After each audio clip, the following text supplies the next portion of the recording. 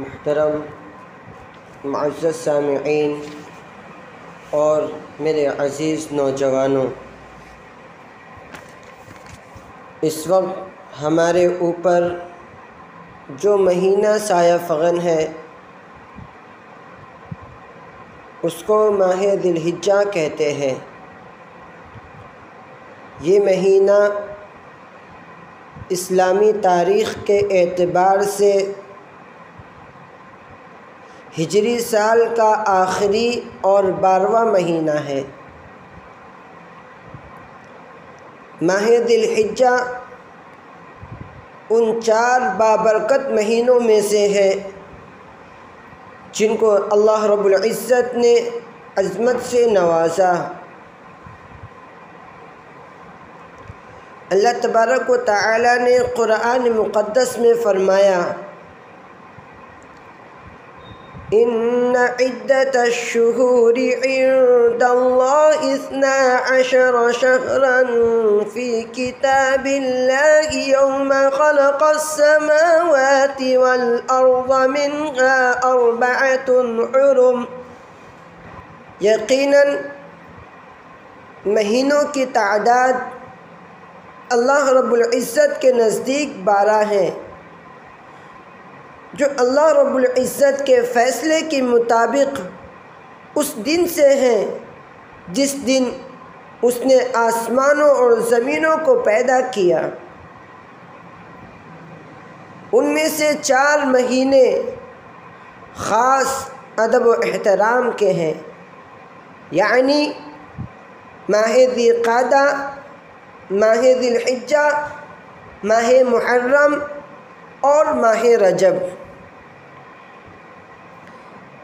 اس کا مطلب یہ نہیں کہ رمضان المبارک فضائل میں ان مہینوں سے کمتر ہے، بلکہ رمضان المبارک کا مہینہ تمام مہینوں کا سردار ہے اور ماہ ذی الحجہ تمام مہینوں سے زیادہ عظمت و حرمت والا ہے۔ اہل علم حضرات کا اس بات پر اتفاق ہے، جو شخص ان 4 مہینوں میں عبادت کا خصوصی اہتمام کرتا ہے اس کو سال کے 12 مہینے عبادت کی توفیق ہوتی ہے، اور جو شخص ان 4 مہینوں میں گناہوں سے بچنے کی بھرپور کوشش کرتا ہے تو اس کو سال کے باقی مہینے گناہ سے بچنے کی توفیق نصیب ہوتی ہے۔ اللہ رب العزت ہمیں ان مہینوں کی قدر کرنے کی توفیق عطا فرمائے۔ ماہ ذی الحجہ میں کچھ مخصوص اہم ترین عبادات ادا کیے جاتے ہیں، جیسے حج، قربانی، تکبیرات تشریق وغیرہ۔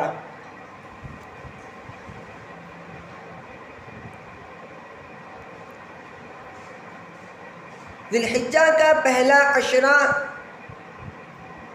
عبادت کے لیے سب سے بہتر ایام ہے۔ بخاری شریف کی روایت میں ہے، رسول اللہ صلی اللہ تعالی علیہ وسلم نے فرمایا، کوئی بھی دن ایسا نہیں جس میں نیک اعمال کرنا اللہ رب العزت کے نزدیک ذی الحجہ کے پہلے عشرے میں عمل کرنے سے زیادہ محبوب اور افضل ہو۔